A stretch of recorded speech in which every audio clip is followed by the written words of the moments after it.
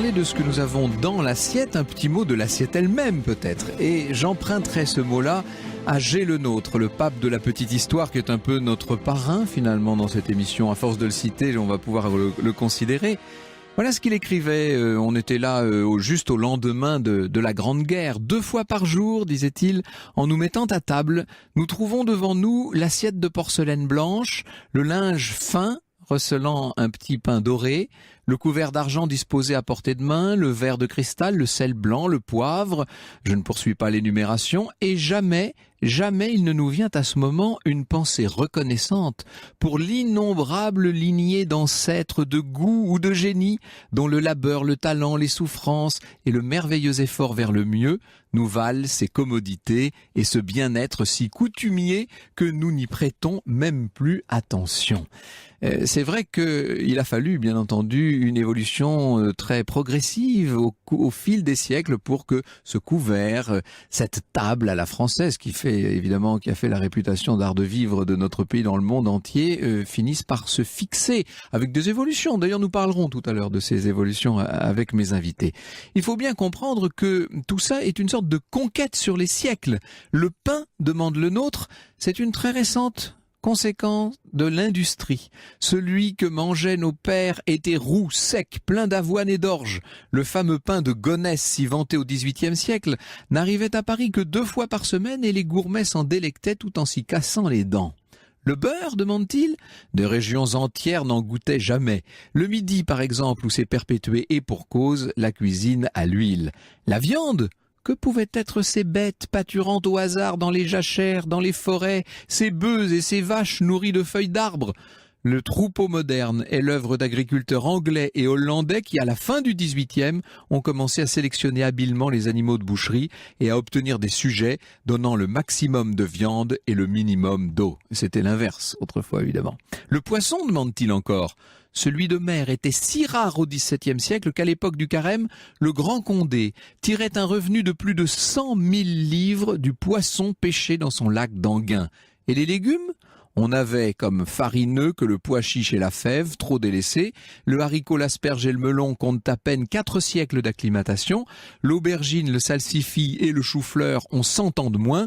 Le petit pois date de Louis XIV et le XVIIe siècle a conquis la betterave, la tomate et la pomme de terre. Non pas le XVIIe, il y a une coquille dans le texte, le XVIIIe évidemment pour la betterave, la tomate et la pomme de terre. Le vin, demandait-il encore? On ne le mettait pas en bouteille pour la bonne raison que la bouteille n'était pas inventée. On le tirait au tonneau, il s'aigrissait, s'éventait, et la coutume était d'abandonner à la domesticité la barrique aux 3/4 vide. Il faut bien comprendre qu'effectivement, nos mœurs ont beaucoup changé sur le plan de la table. Pendant très longtemps, vous savez, il y avait bombance de temps en temps. Alors il faut savoir que les fêtes religieuses étaient quand même fréquentes et que assez souvent, à cette occasion, on organisait des banquets, des repas substantiels, etc. Et puis le reste du temps, on grignotait ce qu'on trouvait ou ce qu'on avait l'habitude de manger, même dans les classes les plus aisées. Je parle dans la bourgeoisie des villes à partir du XIV ou XVe siècle. Il ne faut pas croire du tout que l'on fasse une chair très substantielle. Je m'étais amusé en travaillant sur l'affaire Calas. On est donc là dans les années 1760 à Toulouse, donc une époque relativement proche de nous.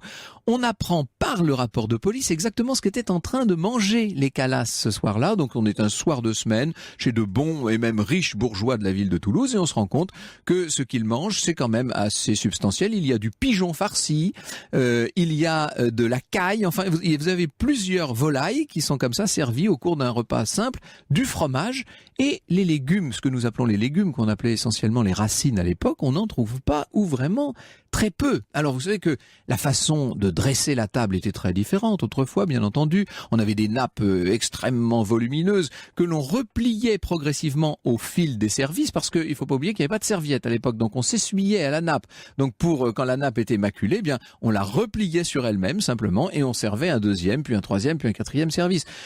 On ne posait pas de verrerie sur la table. Ce ne serait venu à l'idée de personne. Vous aviez, en tout cas dans les familles où l'on pouvait avoir des verres, parce que évidemment chez la plupart des gens, on buvait dans des timbales, métal de différents matériaux, mais là où vous aviez des verres, eh bien, vous aviez derrière un serviteur qui portait sur un petit plateau le verre qu'il retirait à chaque fois et qu'il vous redonnait au moment simplement où vous vouliez boire. Et puis, pas de fourchette, de cuillère, de couteau, tout ça était bon pour la cuisine ou l'office.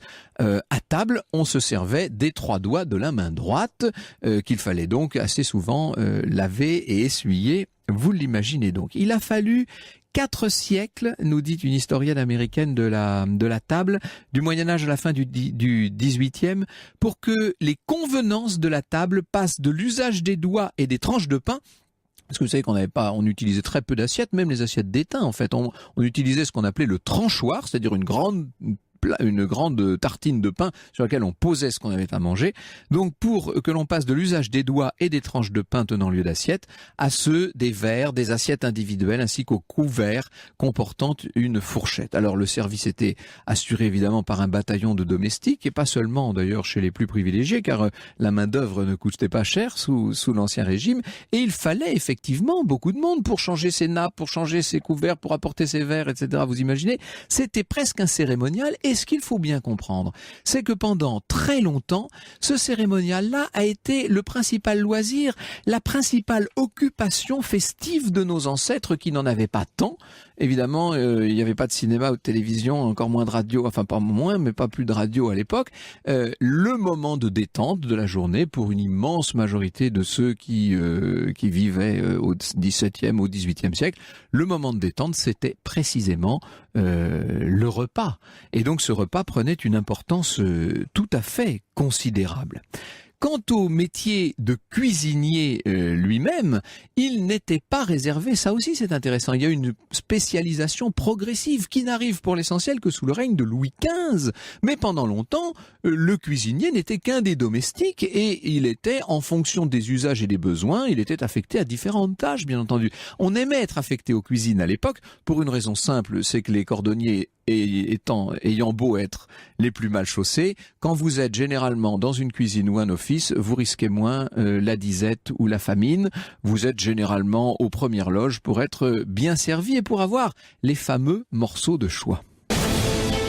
Franck Ferrand, 14h, 15h sur Europe 1. Retour avec vous, Franck Ferrand, à l'art de la table à la française. Alors, quand je dis table, vous avez bien compris qu'il y a à la fois service et puis cuisine. On va essayer de lier les deux, évidemment, car ils ont évolué de pair. Alors, le premier règne, je vous propose d'entrer, si vous voulez, un peu dans l'intimité de nos rois et reines. Le premier règne où se fixent les grands repas tels que nous les connaissons, c'est le règne d'Henri IV, avec d'ailleurs des horaires assez différents, puisque si l'on en croit Joseph Duchesne, qui était le médecin ordinaire du roi, il recommandait qu'il n'y ait pas de déjeuner le matin. Il estimait que c'était pas bon pour la santé. Déjeuner, comme son nom l'indique au départ, c'était servi le matin, bien entendu.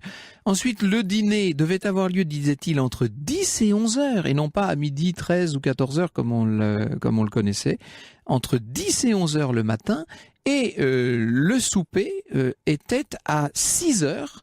Puis, disait-il, sur les 9 heures en été, il sera temps d'allumer chandelle et de penser à s'aller coucher. Vous voyez quand même que les journées étaient d'une certaine manière assez expédiées. Alors, faut vous dire un mot quand même de ce qu'on mangeait à la table d'Henri IV. Beaucoup de ragoûts à l'époque. Le roi d'ailleurs aimait beaucoup, lui, tout ce qui était en sauce. Des poissons d'eau douce, des escargots frits bouillis à la brochette, des grenouilles, des couleuvres qu'on mangeait, les hérissons également étaient mangés à l'époque. On trouvait que c'était une chair très très délicate, beaucoup de fromage et puis alors des fruits en quantité qu'on était en train peu à peu d'acclimater sous nos cieux et on découvrait avec ravissement les cerises, les fraises, les pêches, les poires, etc. bien entendu. Surtout pas de pommes les jours de fêtes religieuses et encore moins à Noël parce que la pomme c'était le fruit défendu d'Ève. Attention, il fallait quand même fallait rester tout à fait conforme aux prescriptions de la religion. Celui qui va accorder une importance parmi nos rois, celui qui va accorder une importance spécifique, nouvelle, à la cuisine, c'est Louis XIII, dont on dit qu'il cuisinait lui-même, figurez-vous. Son grand plaisir, nous dit un chroniqueur, est-ce de se rendre à l'office, de se mêler au maître d'hôtel et d'aller servir les courtisans des plats qu'il avait lui-même mijotés. Et c'est vrai qu'on voit Louis XIII faire sa fameuse omelette à la diable, car il cuisinait particulièrement bien les œufs. Il aimait faire lui-même le service. Enfin, il avait un côté comme ça très simple, qu'on retrouvera un petit peu plus tard chez Louis XV d'ailleurs, qui fera lui-même sa cuisine avec son célèbre cuisinier Lazur.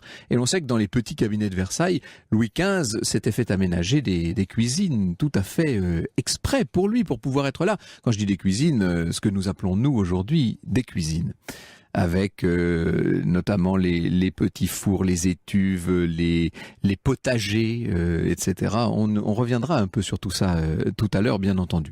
Je n'insiste pas sur Louis XIV qui, je n'ai pas besoin de vous le dire, passait pas beaucoup de temps à la cuisine, mais passait beaucoup de temps à table. En revanche, entre 5 et 6 heures par jour, en engloutissant d'ailleurs des quantités phénoménales de nourriture. C'est Saint-Simon qui nous dit qu'on se demandait où tout ça disparaissait.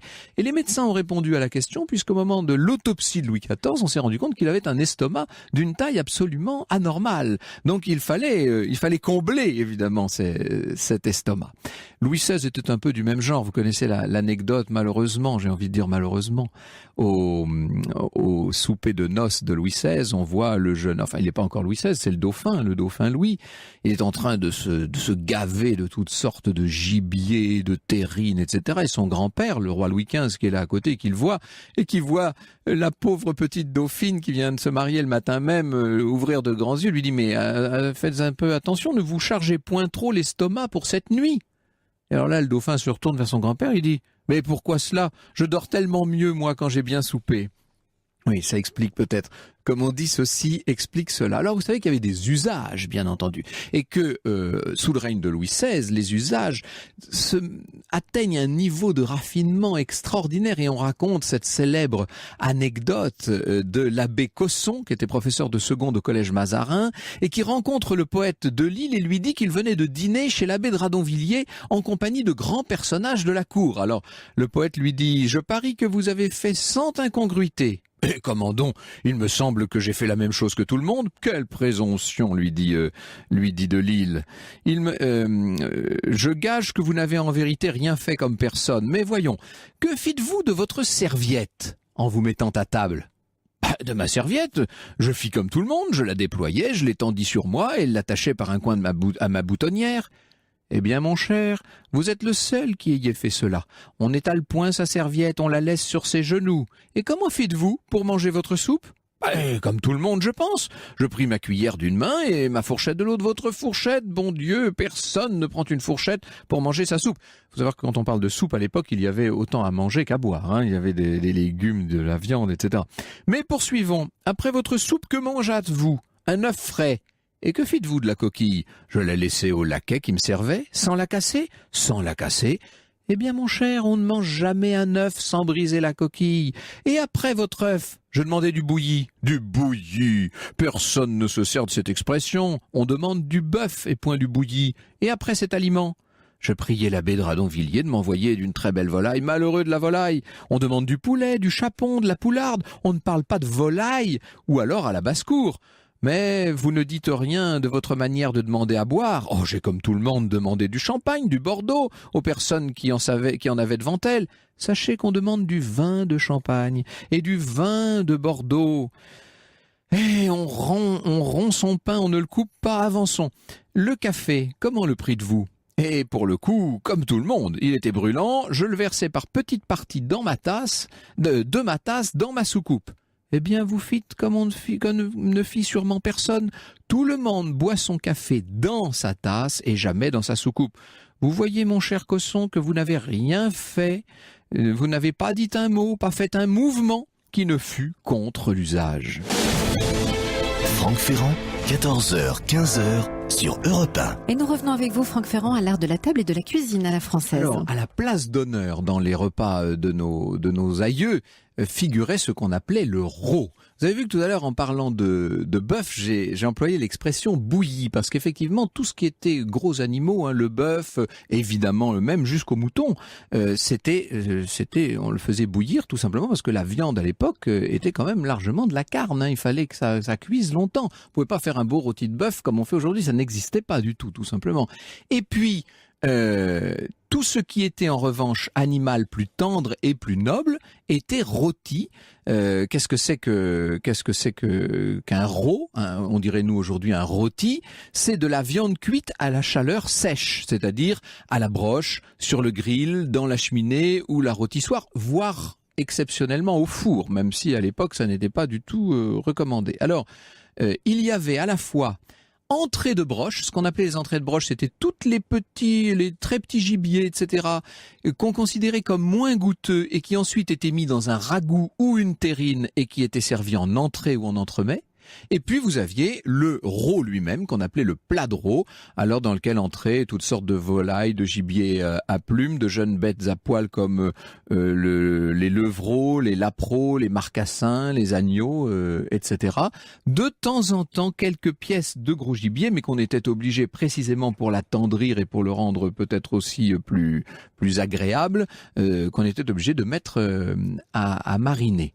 Donc, il y avait une sorte de noblesse particulière dans le rôt. Vous connaissez l'expression de Brillat-Savarin, bien sûr, on devient cuisinier, mais on est rôtisseur. C'était un art particulier que de savoir tourner ainsi à la broche les viandes les plus délicates qui constituaient le principal plat, en tout cas en période normale, parce qu'alors il y avait évidemment les jours de maigre.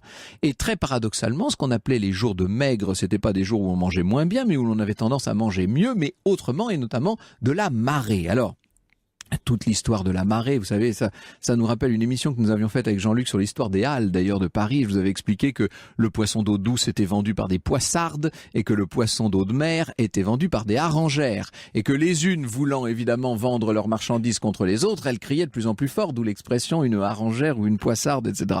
Eh bien, de la même façon, cette marée a été peu à peu est devenu le raffinement suprême de la table des Français. La qualité des produits de la pêche était surveillée par les autorités qui imposaient aux marchands de strictes mesures d'hygiène, nous dit André Castelot. En 1776, le Parlement de Paris décida par ordonnance que la marée fraîche amenée aux halles serait visitée, je cite, pour connaître si elle n'est point gâtée, viciée ou corrompue, auquel cas il sera dressé procès-verbal par l'huissier de garde.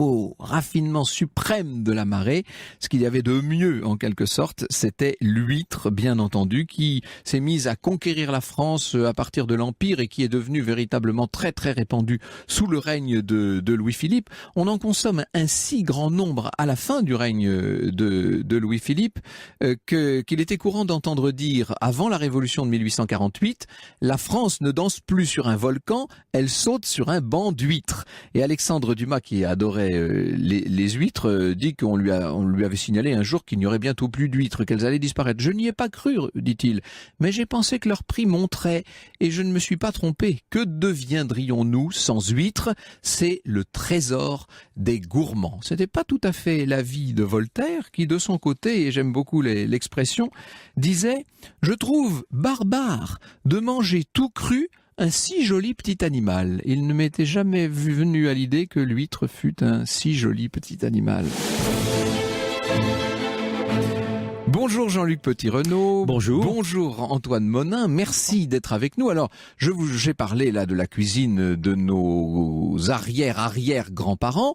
Je vous propose maintenant d'évoquer la cuisine de nos parents et grands-parents et de voir comment tout ça, dans la période beaucoup plus récente, a évolué jusqu'à nous. Vous nous parlez cet après-midi, Franck Ferrand, de la table d'hier à nos jours avec vos invités. Jean-Luc Petit-Renaud, critique gastronomique, animateur radio-télé qui présente de nombreuses émissions gastronomiques et culinaires. Et Antoine Monin, président de Morgan Evans, qui organise les Franco-Gourmandes. Alors, nous avons pas mal de réactions, évidemment, et notamment ce message qui arrive de Christophe via Facebook et qui nous dit Jean Duclou, du restaurant Greuze, du nom évidemment du célèbre peintre Greuze qui est originaire de Tournu, avait à Tournu sans doute le plus riche livre d'or de la restauration française, me dit-il. Je me souviens du commentaire d'un client, ouvrez les guillemets, si Greuze en une croûte a bien cassé la cruche, Ça fait allusion au tableau La Cruche cassée de Greuze. Moi, chez Greuze, j'ai bien cassé la croûte. Vous l'avez connu, vous, Jean Duclou, évidemment, Jean-Luc Petit-Renaud. Oui. Un vrai bonheur, puisque c'était une des premières fois où je le rencontrais. J'arrivais par le train et il neigeait comme c'était pas possible. Il y avait 50 cm de neige au-dessus du mollet. Et donc, j'arrivais comme ça en pataugeant dans cette neige fraîche avec mon bagage. Et il m'attendait à l'intérieur de son restaurant, donc cette magnifique enseigne Greuze à Tournu, avec la tomate rouge. Je pousse la porte, il y avait un feu de cheminée, et là, il m'attendait avec la toque, comme à cette époque où il fallait avoir la toque sur la tête, évidemment. Et il dégaine une bouteille, il n'y a pas d'autre mot, il dégaine une bouteille de Mâcon blanc qui était dans un seau avec de la glace, et il fait jaillir comme ça l'eau derrière. Tout était arrosé sur les tomates rouges, et puis le vin blanc partait, et il me dit « Mon petit Jean-Luc, bienvenue à Tournu ». Vous comprenez pour quelle raison le festival a lieu ici. Oui, en fait, ça s'imposait, hein, c'était obligatoire, Antoine Monin, cette ville de Tournu, pour accueillir un tel festival. Oui, pour plein de raisons. On voulait créer un festival musical et gastronomique, donc un festival où on mange bien, recréer un peu l'esprit du banquet, puisqu'on est dans une émission d'histoire et que avant de manger devant la télé, c'était peut-être plus intéressant de manger en écoutant de la musique. Et donc on cherchait à s'installer dans une région déjà qui porte la cuisine et les bons produits. Donc la Bourgogne était tout indiquée, et la ville de Tournu avec ses chefs étoilés, avec son histoire gastronomique, avec son charme aussi, a été vraiment idéal pour accueillir le festival. Alors j'ai commencé cette émission en évoquant G le nôtre, Gosselin le nôtre, et il nous disait qu'il se met à table 2 fois par jour avec cette belle nappe blanche damassée, avec cette porcelaine, le petit pain doré, dit-il, plié dans la serviette, et le couvert en argent, etc. Mais ça, c'était en 1920 ou 1921. Presque 100 ans plus tard, tout ça a déjà bien évolué, Jean-Luc. C'est-à-dire que tout ça est en perpétuel changement, en vérité. Oui, parce que on a connu des modes et que l'idée de manger était du temps perdu, puisqu'on a voulu ressembler aux Américains. Donc on s'est dit que passer à table était un temps un peu perdu. Donc il fallait manger très vite. Si vous regardez les hommes d'affaires aujourd'hui dans leur costard, ils ont l'air un peu tristes parce qu'ils ne gaspillent plus du temps à table. La table, c'est un moment où on va pouvoir gaspiller du temps. Alors, il y a dans les années 50, 60, la table, elle est représentative d'un style de vie. Ça veut dire que le patron de la scierie de Commentry près de Montluçon a un style de vie dans l'auberge des Lilas où il se rend régulièrement. Il a sa voiture un peu noble, il se gare en double fil. Bien suspendu. Voilà, bien suspendu. Et il arrive et il va manger un homard à l'armoricaine, par exemple. Et donc, uniquement les plats que l'on va manger sont des plats représentatifs de votre niveau social. Et ça, c'est un truc génial dans les années 50-60. Dis-moi ce que tu manges, je te dirai où tu te trouves. Où tu te trouves. C'est-à-dire que on disait, quand il mange ça, il représente son rang social. Bien sûr, il y avait la table ouvrière. D'où toute la mode des routiers le long des routes, c'est-à-dire qu'on était en salopette bleue avec Monsieur Bernard au volant du Berlier qui s'arrêtait chez Madame Zézette parce qu'elle faisait un magnifique bœuf bourguignon le mercredi et tout ça. Il y avait 2 tables. Il y avait une table des patrons et il y avait une table des ouvriers. Et moi, ça me plaît beaucoup, cette idée-là, parce que lorsque le fils de la scierie de Commentry prend la succession de son père, qui meurt d'un infarctus, et donc il prend la succession et il veut manger les mêmes plats que son père pour entrer dans le même style bourgeois que son père. Et ça, c'est quelque chose d'assez fascinant, c'est-à-dire que la table, l'idée d'une sauce large, l'idée du vin va aller avec un rang social. On ne peut pas se mélanger. On est là dans quelque chose de très représentatif. Je mange comme mon père, donc j'appartiens à une caste sociale. Mais est-ce qu'avec des codes, évidemment, et des attributs aujourd'hui très différents, ça n'est pas toujours un peu la même chose, finalement? Sauf que maintenant, il ne faut pas du homard à l'armoricaine pour marquer son style. Il faut plutôt trois bouts de comment dit-on, d'asperges vertes avec une petite vinaigrette balsamique et un peu de jambon serrano. Un peu de jambon serrano, bien sûr, mais ça c'est toute l'évolution, ce que vous êtes en train de souligner. C'est-à-dire que la table, à cette époque-là, était la représentation de l'épaisseur du portefeuille. C'est-à-dire, il a un portefeuille épais. Et quand l'aubergiste, Madame Ginette, disait, en parlant de mon patron de Syrie, Monsieur Machin, il sait manger, ça veut donc dire il sait payer. Et il sait vivre, Et voilà. il sait vivre Ouais. et il sait payer. Et donc, la génération suivante, le fils, il prend les babouches de son père pour aller manger exactement les mêmes plats.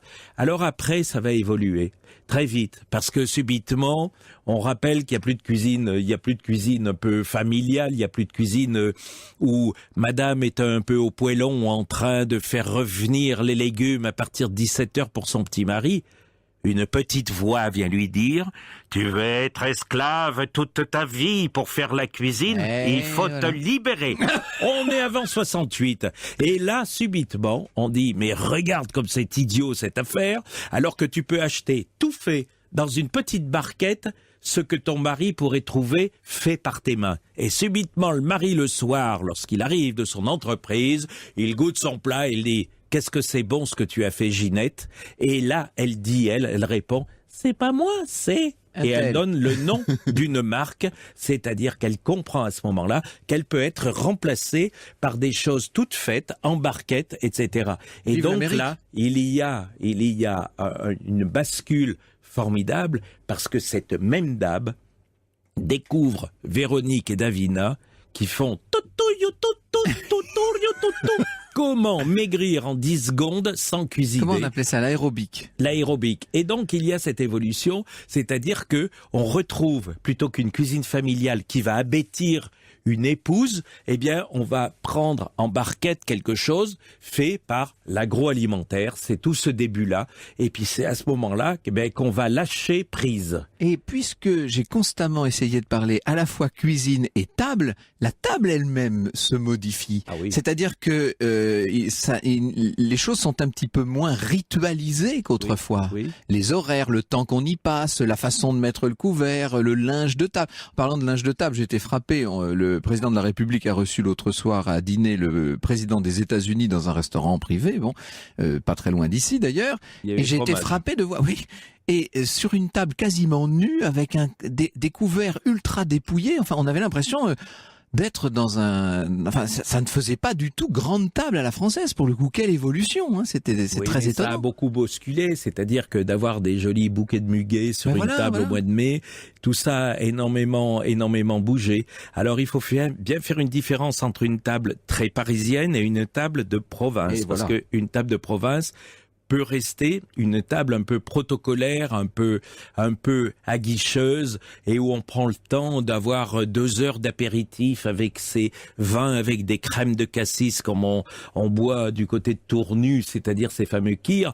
Et donc on a ça bouge sérieusement dans la demeure. À Paris, il faut que ça aille très vite. On Il faut passe que ça- tout de suite au plat. Eh bien, parce que on a décidé que c'était une perte de temps de passer C'est ça, à table. ouais. Donc nous n'avons plus, contrairement à Lyon, encore aujourd'hui, nous n'avons plus de pause d'1h30 pour passer à table.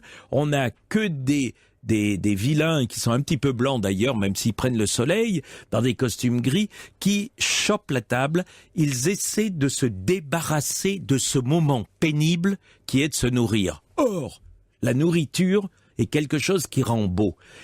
Regardez toujours dans un embouteillage un homme qui a bien mangé. Il va laisser la priorité à gauche, à droite, devant, derrière, il s'en fout, parce que l'homme est comblé. Et l'agressif, c'est celui qui avait une biscotte avec une crème d'orange, avec un thé sans sucre, et lui va être beaucoup plus, parce qu'il faut qu'il aille au travail, parce qu'il faut qu'il ait du résultat. La table est un frein au résultat. Mais la table peut vous donner une sorte de puissance, de bonheur absolument extraordinaire. Ça vous aide à aimer la table.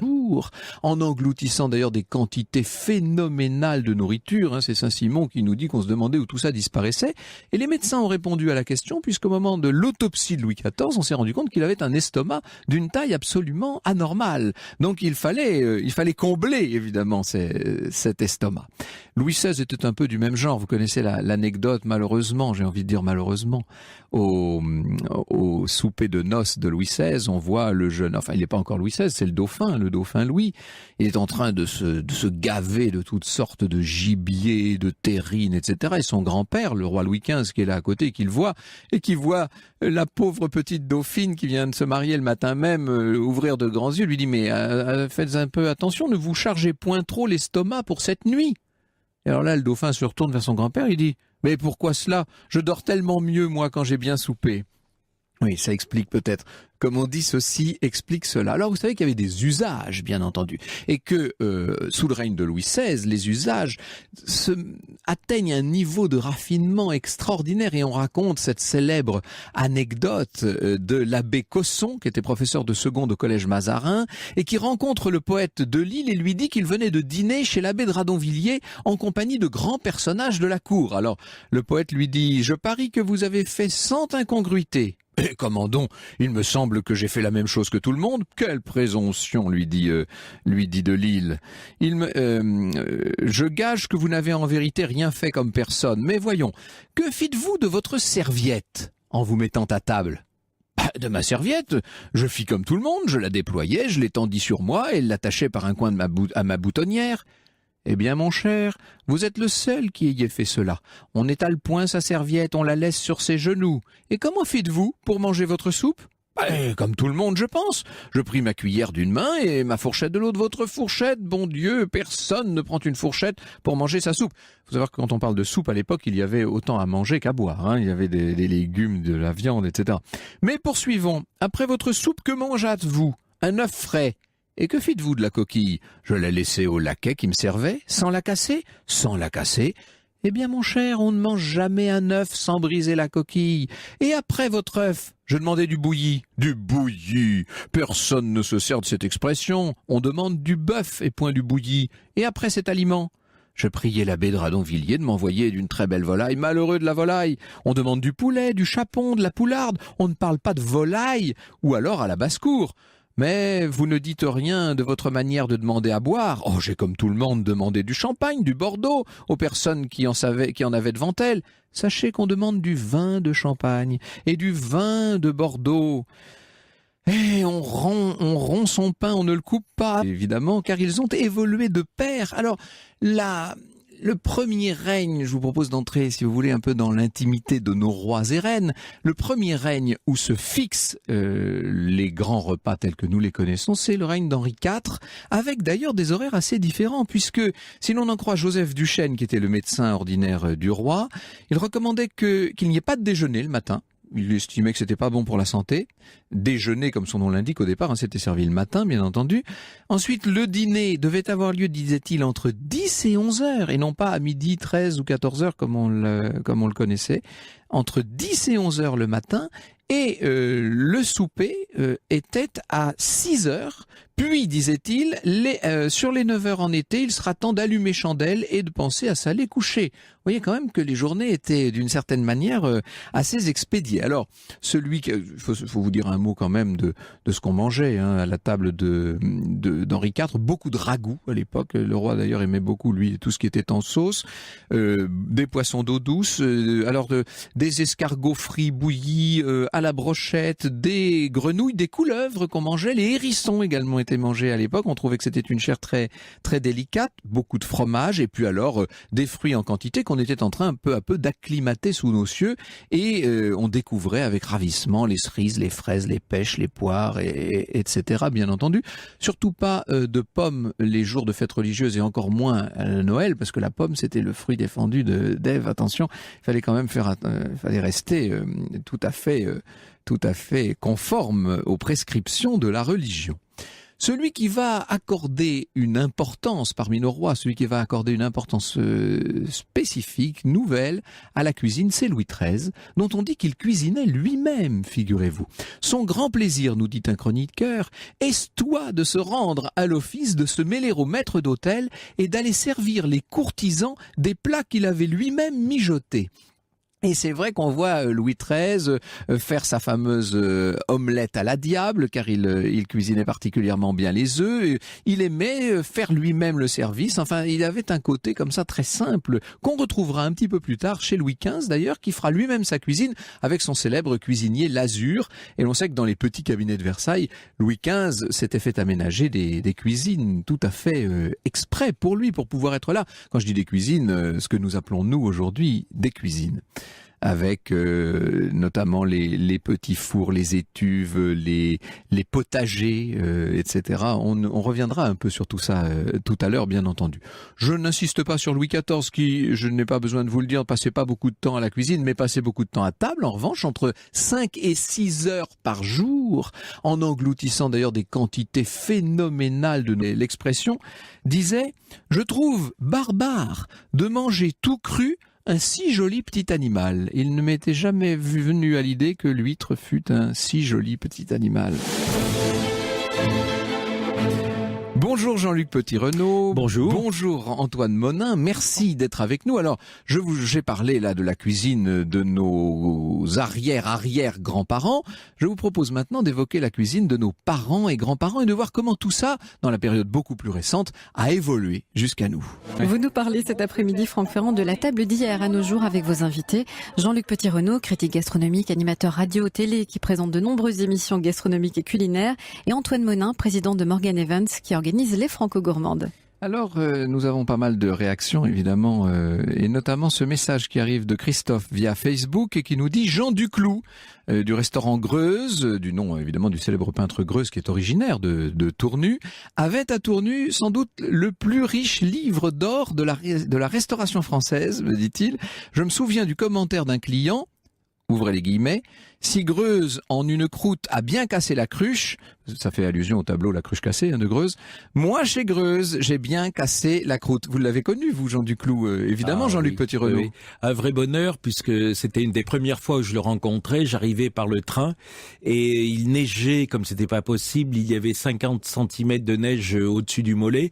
Et donc, j'arrivais comme ça en pataugeant dans cette neige fraîche avec mon bagage. Et il m'attendait à l'intérieur de son restaurant, donc cette magnifique enseigne Greuze à Tournu, avec la tomate rouge. Je pousse la porte, il y avait un feu de cheminée, et là, il m'attendait avec la toque, comme à cette époque où il fallait avoir la toque sur la tête, évidemment. Et il dégaine une bouteille, il n'y a pas d'autre mot, il dégaine une bouteille de Mâcon blanc qui était dans un seau avec de la glace, et il fait jaillir comme ça l'eau derrière. Tout était arrosé sur les tomates rouges, et puis le vin blanc partait, et il me dit « Mon petit Jean-Luc, bienvenue à Tournu ».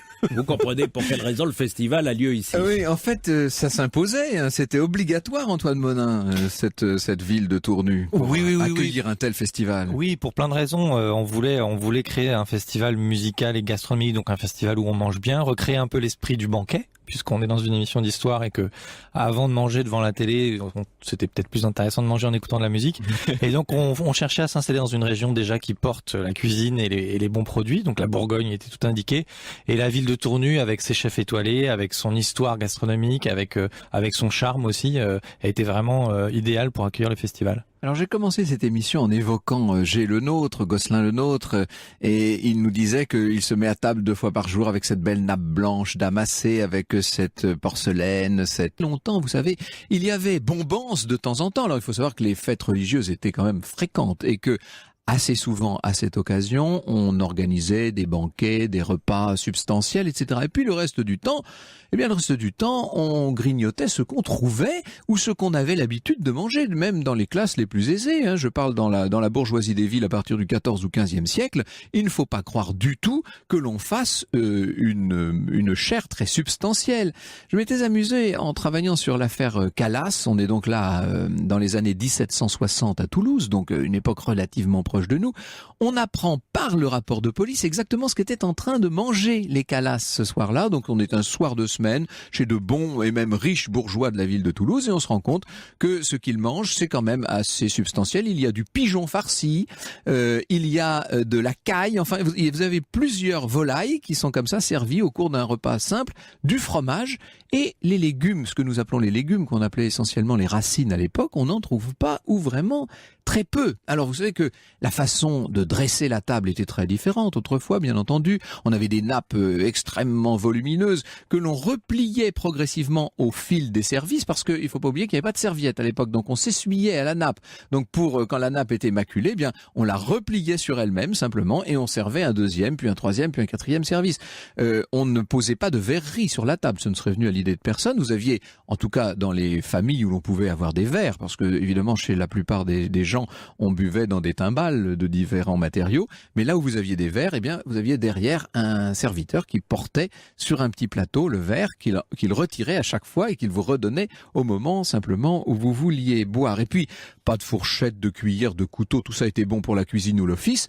À table, on se servait des 3 doigts de la main droite qu'il fallait donc assez souvent laver et essuyer. Vous l'imaginez donc. Il a fallu 4 siècles, nous dit une historienne américaine de la table, du Moyen-Âge à la fin du 18e, pour que les convenances de la table passent de l'usage des doigts et des tranches de pain. Parce que vous savez on utilisait très peu d'assiettes, même les assiettes d'étain en fait. On utilisait ce qu'on appelait le tranchoir, c'est-à-dire une grande tartine de pain sur laquelle on posait ce qu'on avait à manger. Donc pour que l'on passe de l'usage des doigts et des tranches de pain tenant lieu d'assiette à ceux des verres, des assiettes individuelles ainsi qu'aux couverts comportant une fourchette. Alors le service était assuré évidemment par un bataillon de domestiques et pas seulement d'ailleurs chez les plus privilégiés, car la main d'œuvre ne coûtait pas cher sous l'Ancien Régime, et il fallait effectivement beaucoup de monde pour changer ses nappes, pour changer ses couverts, pour apporter ses verres, etc. Vous imaginez, c'était presque un cérémonial. Et ce qu'il faut bien comprendre, c'est que pendant très longtemps, ce cérémonial-là a été le principal loisir, la principale occupation festive. Grissait, s'éventait, et la coutume était d'abandonner à la domesticité la barrique aux 3/4 vide.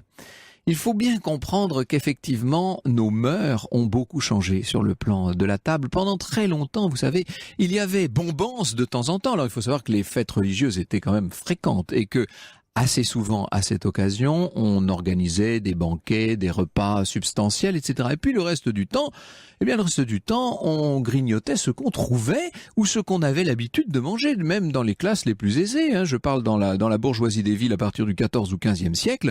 Il ne faut pas croire du tout que l'on fasse une chair très substantielle. Je m'étais amusé en travaillant sur l'affaire Calas. On est donc là dans les années 1760 à Toulouse, donc une époque relativement proche de nous.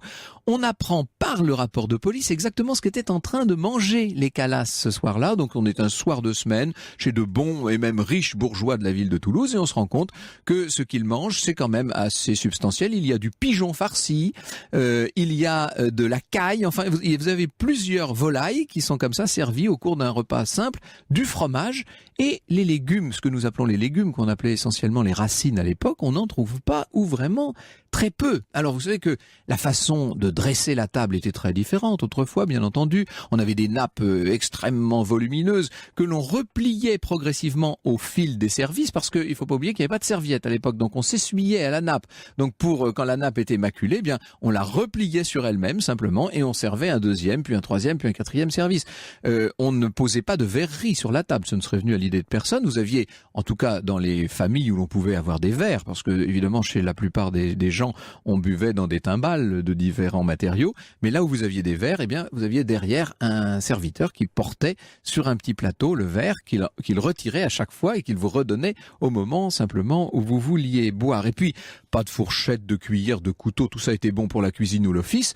À table, on se servait des 3 doigts de la main droite qu'il fallait donc assez souvent laver et essuyer. Vous l'imaginez donc. Il a fallu 4 siècles, nous dit une historienne américaine de la table, du Moyen-Âge à la fin du 18e, pour que les convenances de la table passent de l'usage des doigts et des tranches de pain. Parce que vous savez on utilisait très peu d'assiettes, même les assiettes d'étain en fait. On utilisait ce qu'on appelait le tranchoir, c'est-à-dire une grande tartine de pain sur laquelle on posait ce qu'on avait à manger.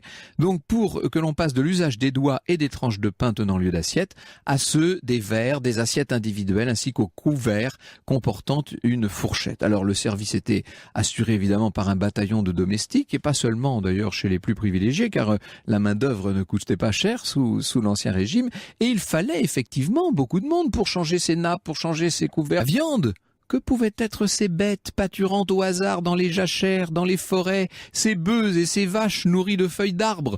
Le troupeau moderne est l'œuvre d'agriculteurs anglais et hollandais qui, à la fin du XVIIIe, ont commencé à sélectionner habilement les animaux de boucherie et à obtenir des sujets donnant le maximum de viande et le minimum d'eau. C'était l'inverse, autrefois évidemment. Le poisson, demande-t-il encore? Celui de mer était si rare au XVIIe siècle qu'à l'époque du Carême, le Grand Condé tirait un revenu de plus de 100 000 livres du poisson pêché dans son lac d'Anguin. Et les légumes? On avait comme farineux que le pois chiche et la fève, trop délaissés. Le haricot, l'asperge et le melon comptent à peine 4 siècles d'acclimatation. L'aubergine, le salsifis et le chou-fleur ont 100 ans de moins. Le petit pois date de Louis XIV et le XVIIe siècle a conquis la betterave, la tomate et la pomme de terre. Non pas le XVIIe, il y a une coquille dans le texte, le XVIIIe évidemment pour la betterave, la tomate et la pomme de terre. Le vin, demandait-il encore? On ne le mettait pas en bouteille pour la bonne raison que la bouteille n'était pas inventée. On le tirait au tonneau, il s'aigrissait, s'éventait, et la coutume était d'abandonner à la domesticité la barrique aux 3/4 vide. Il faut bien comprendre qu'effectivement, nos mœurs ont beaucoup changé sur le plan de la table. Pendant très longtemps, vous savez, il y avait bombance de temps en temps. Alors il faut savoir que les fêtes religieuses étaient quand même fréquentes et que assez souvent, à cette occasion, on organisait des banquets, des repas substantiels, etc. Et puis le reste du temps, on grignotait ce qu'on trouvait ou ce qu'on avait l'habitude de manger, même dans les classes les plus aisées. Je parle dans la bourgeoisie des villes à partir du XIV ou XVe siècle. Il ne faut pas croire du tout que l'on fasse une chair très substantielle. Je m'étais amusé en travaillant sur l'affaire Calas. On est donc là dans les années 1760 à Toulouse, donc une époque relativement proche de nous. On apprend par le rapport de police exactement ce qu'étaient en train de manger les Calas ce soir-là. Donc on est un soir de semaine chez de bons et même riches bourgeois de la ville de Toulouse et on se rend compte que ce qu'ils mangent c'est quand même assez substantiel. Il y a du pigeon farci, il y a de la caille, enfin vous avez plusieurs volailles qui sont comme ça servies au cours d'un repas simple, du fromage et les légumes, ce que nous appelons les légumes, qu'on appelait essentiellement les racines à l'époque, on n'en trouve pas ou vraiment très peu. Alors vous savez que la façon de dresser la table était très différente. Autrefois, bien entendu, on avait des nappes extrêmement volumineuses que l'on repliait progressivement au fil des services parce qu'il ne faut pas oublier qu'il n'y avait pas de serviette à l'époque. Donc on s'essuyait à la nappe. Donc quand la nappe était maculée, bien on la repliait sur elle-même simplement et on servait un deuxième, puis un troisième, puis un quatrième service.